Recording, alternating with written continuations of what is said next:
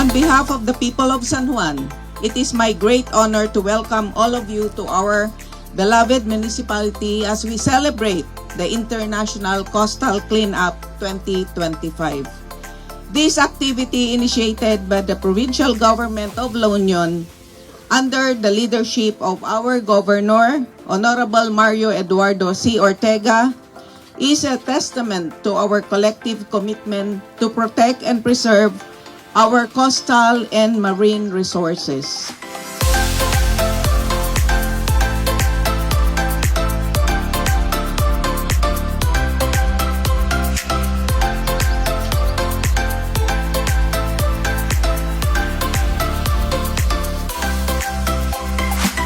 To all PGLU employees, thank you man ito pinagsuportahan natin yung activity ng Provincial Government of La Union, to our volunteers and our stakeholders and other agencies for always supporting the projects of our governor, and especially to my tita.